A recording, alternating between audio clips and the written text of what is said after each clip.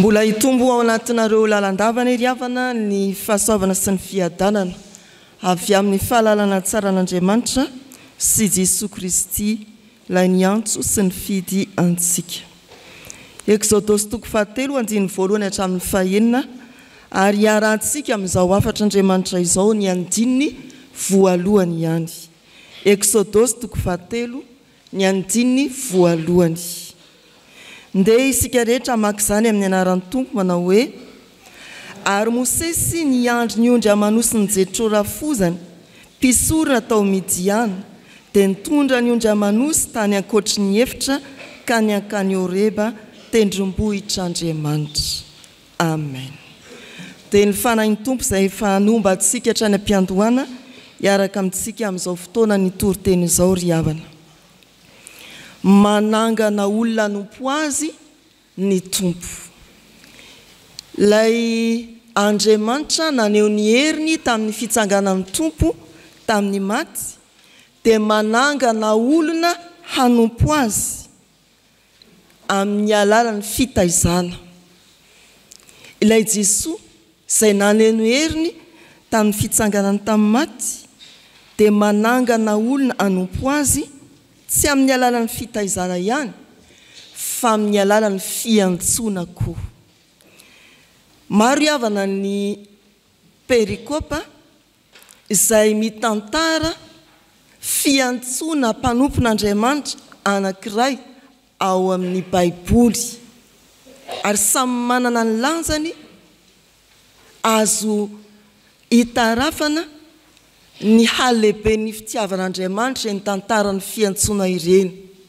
Anisan'izany izay Exodosy 3:7 izao mitantara ny antsoan'Andriamanitra ny Mosesy ka nanirahany azy anafaka ny Israely, ny olony.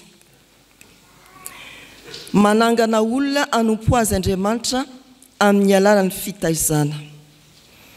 Mosesy anarana fantadazy zany raha eo amin'ny setry ny fivavahana na ny jiosy na ny kristianina na ny silamo.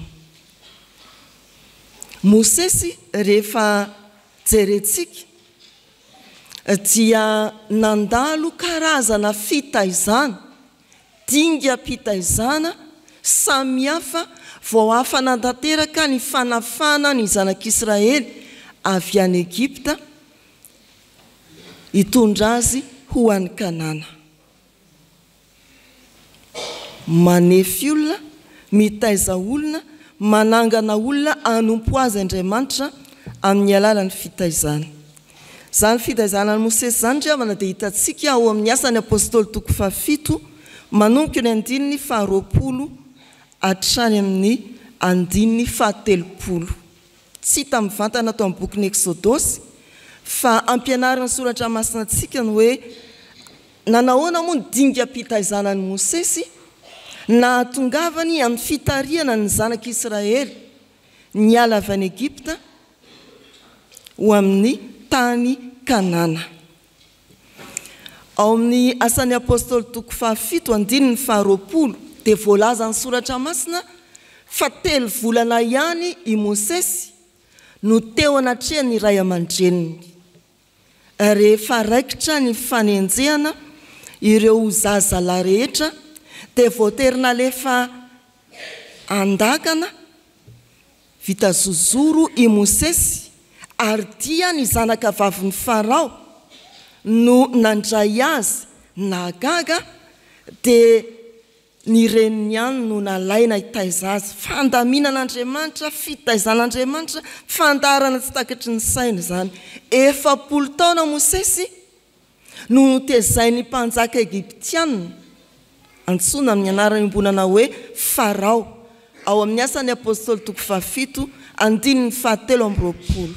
Nanovo fahalalana, fahaizana araka ny fampianarany Egyptianina.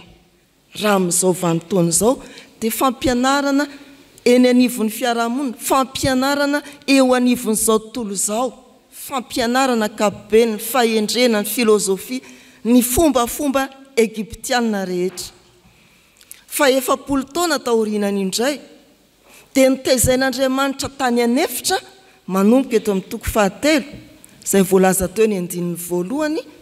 Tany anefitra i Mosesy nomeny ny fahendreny nampahereziny ary tena hoe nanomboka ny abidiany sekolin'Andriamanitra tany anefitra izy ary 4 taona. 4 taona zay 3 volana dia 4 taona dia 4 taona 20 taona zay. Tapitra io 4 taona io dia tonga ny antson'Andriamanitra ka mandihy ny 4 taona manaraka izy eo ampitariana ny zanak'Israely nivoaka avy any Egipta mamakivaky ny tany efitra hatreo amorony Jordana, onony Jordana. Izany ilay fitaizan'Andriamanitra olona anankiray ananganany azy hanompo an'Andriamanitra. Misy dingana tahaka izany ry havana. Rehefa manefy olona Andriamanitra dia manefy olona araka ny fombany, araka ny tanjona izay tiany ilana azy. Tian'Andriamanitra atao inona ilay olona anankiray? Misy dingana fitaizana tena ataon'Andriamanitra tsy takatry ny saina. Misy fanefena tena tsy takatry ny saina. Tsy azony olombelona eritreretina. Efa voalahatr'Andriamanitra. 3 volana teo amin'ny ray aman-dreny, 4 taona tao amin'ny Farao, 4 taona tany anefitra, 4 taona teo amin'ny fanompoana. Tsy misy izay atao hoe mpanompon'Andriamanitra ka tsy nandalo dingam-pitaizana ho tonga amin'ny fanompoana izay sitrak'Andriamanitra apetraka aminy. Ndeha handray ohatra isika sady ho lesona ho antsika izany. Zany Eli izay nantsoin'Andriamanitra dia nandalo dingam-piainana be dia be. Izany hoe Eli sy ny mpaminany Baly tsy mora hoe izy rery ny tavela eo fa tsy maintsy hifanandrina amin'ny mpaminany Baly izy aneo ny herin'Andriamanitra. Izany izy kivy dia nandositra tany Kerita fa tany izy mbola nanirahan'Andriamanitra goaika antera-tsakafo ilazana hoe mihinana fa mbola lavitra ny eleanao, tsy ilaina mijanonjanona, andao andeha fa mbola ilain'Andriamanitra ianao. Zandry Ezekela teo amin'ny Kebara efa kivy sy ketraka fa ampahirezana indray. Anehoan'Andriamanitra ny voninahiny amin'ny fananganan'ireo taola maina. Zandry Paoly mitety ny ranomasina mandeha mitory-teny, voataizan'Andriamanitra amin'ireo sedra be dia be fa tonga olo malaza ny fitoriana ny filazantsara. Zandry Jaona tao amin'ny nosy Patmo, sesitany fa nisehoan'Andriamanitra tany am-pitokanana an-tsesitany tany mba hanoratra ny bokyny Apokalipsia. Andriamanitra dia mitaiza olona mametraka azy amin'ny dingam-pitaizana mba hanangana olona hanompo azy. Dia ho lazaina indray ve zany Jesosy Kristy 30 taona no tezaindray aman-dreniny, natao batisa, nianatra teo anatrehan'ny raby, zay vao niasa ary 3 taona monja ny asany tety amin'izao tontolo izao. Fa vita ny famonjena n'izao tontolo izao. Izany ilay Andriamanitra manangana olona hanompo azy ka mitaiza mitondra azy amin'ny dingam-pitaizana samihafa tahaka ny an'i Mosesy. Ry havana malala, tamin'ity herinandro ity dia rentsika izany anarana hoe Laura Rasoanay vizany tsy nandrehan'izany. Ary nareo tena tsy tia judo mihitsy an. Raha mba nanontaniana izy dia hoe fa ahoana tsara ny dinganao e. Zany na mpianatena nanazatra tena manokana fa tsy mba nanana mpanazatra. Inareo zao dia motony ao an-tsainareo raha vao miteny an'izany olo izany, tsy izay. Fa dingana tsy mora. Impiry isan'andro ianao no manao fanazarantena, intelo isan'andro, inona no nafony tao, fianarana ozy izy ohatrany tsy dia vita loatra. Dia raha mbola anontaniana impiry ny tsingidina ianao, kito. Intelo manao fanazarantena, impiry ny tsingidina ao anatin'ilay fanazarantena. Fa izany ny dinga mpitaizan'ny olona tonga amin'ny sehatra iraisam-pirenena, fifananana raha-panatanjahantena. Ho an'ny Mosesy 40 taona intelo, dingana samy sarotra avokoa, na dia tao andapany Farao azy. Ry havana malala rehetra ao amin'ny tompo, ny antsonanao dia ny hoe tia nangana anao hanompo azy Andriamanitra. Tsy hoe manana hery amin'ny fitsanganana amin'ny maty fotsiny tompo, ka manangana antsika, efa nanangana antsika nahateo, fa manangana antsika hanompo azy koa Andriamanitra. Tena efa niditra teo amin'ny abidian'ny sekolin'Andriamanitra ve ianao? Miomana marina hanompo an'Andriamanitra ve ianao? Tsy hoe anao dekona, na mpitoroteny, na katekista, na mpiandry, na mpitandrina, na misionera, na mpanolo-tsaina, na mpiandraikitra sekoly alahady, na mpiandraikitra sampatia, rantsana fanantenana ihany, fa eo amin'ny fanompoana ny tompo. Tena tsaronao ve fa tafiditra ao anatin'ny sekolin'Andriamanitra ianao, ary te hanangana anao hanompo azy Andriamanitra, tanaka ny nananganany any Mosesy.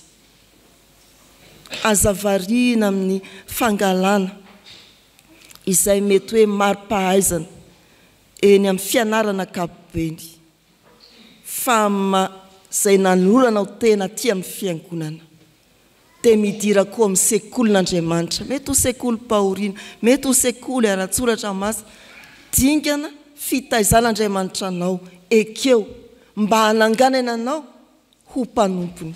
Havitanao be lavitra noho ny vitandry Mosesy, noho ny vitandry Elia, noho ny vitandry Ezekely, hanefanao be lavitra eo amin'ny fitoriana noho ny vitany Paoly apôstôly. Hoy Jesoa, izay mino ahy, ny asa ataoko no ataony koa, ary hanao asa lehibe noho izany azy izy. Raha mety ianao midira ho taizan'Andriamanitra, hananganana anao ho mpanompon'Andriamanitra.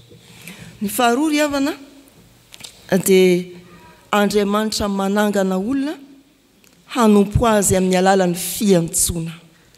Ilay andininy voalohany teo dia efa manan-karena raha resaka fiantsoan'Andriamanitra. Mosesy niandry ny ondry ny Jetro raha fozany, dia nitondra ny ondry tany ambadiky ny efitra any amin'ny tendrombohitra Horeba, tendrombohitr'Andriamanitra. Inona no hevitra izany? Vavahantsika teo ny Mosesy sy ny fitaizana azy teo anatrehan'Andriamanitra, hananganana azy ho mpanompon'Andriamanitra. Eto amin'ity andininy voalohany ity, ny teny hoe Mosesy niandry ondry ny rafozany tao ambadiky ny efitra, dia milaza fahafoizana be dia be, fidirana amin'ny fanetretena lalina ary fanafoanana ny maizy azy ny tena mihitsy, fidirana amin'ny kilasiny farahidiny. Ao amin'ny Genesis 19:7-8 havana dia misy filazana fa tena zava-maharikoriko ny Egiptianina izany atao hoe mpiandry ondry, ary ny asa mpiandrasan'ondry dia zava-mahamenatra amin'ny fanjakana Egiptianina. Genesis 9:7-8. Ary saintsany tsara izany hoe Mosesy avy ao amin'ny lapany Farao 40 taona, dia nidina nakany Midianina, mbola hafa koa izay, nidina nakany Midianina ary nanambady Medianita, dia niandry ny ondry rafozany. Tena zero mihitsy izany ilay Mosesy, tsy nanana ondry na ihany fa ondrin-drafozany ny andrasana. avy any an-dapa misy ny rehetra tanapolo dia miandry ny ondry-rafozany. Raha ny Egiptianina saron'izao tontolo izao no mijery dia ny hoe tena fadiranova no Mosesy. Ny filaza hoe totombitana naninona koa ty rangaty. 40 taona tany an-dapa miandry ondry-rafozana sisa. Fa izay fahafoanany tenan'izay dia tena endriky ny fiantsoan'Andriamanitra. Tsy avelan'Andriamanitra isarangotra amin'ny zavatra efa misy, ny zavatry ny tany ny olombo antsony, fa foanan'Andriamanitra ny momba azy rehetra, na voninahitra na laza, na fananana na inona na inona. Avelan'Andriamanitra andeha amin'ny finoana eo ampamaliana ny antsony. Any ankotry ny hefitra, tsy hoe eo amin'ny hefitra fa mbola any ambadiky ny hefitra. Ny hefitra dia le tany tsisy ninona foana, tsisy ninona, tsisy afa-tsy Andriamanitra. Ary izay ilay fiantsoan'Andriamanitra, ianao sy Andriamanitra sisa miaona. Ianao sy Andriamanitra no mifanatrika. Ianao sy ny mombanao eo anatrehan'Andriamanitra. Ianao ilay tsinotsinona eo amin'ny fiarahamonina, ianao sy Andriamanitra sisa mifanatrika. Izay ilay fiantsoana. Manangana olona hanompo azy Andriamanitra amin'ny alalan'ny fiantsoana. Ny ohatra hafa, ireo mpanarato. Navelany ny aratony, dia nanaiky anaraka an Jesoa izy. Atao mpanaratolona. I Levi na i Matio navelany teo ny Braony amin'ny famoriketra, nanaiky anaraka an Jesoa izy. Zandry Paoly ihany averina indray eo amin'ny Filipiana 4:5 milaza ny hoe ataoko taimboraka ny zavatra rehetra, nataoko fatiantoka ny zavatra rehetra. Miditra fatiantoka mba hanompo an'Andriamanitra. Efa tonga tamin'izany ve ianao? Mampangororo zany.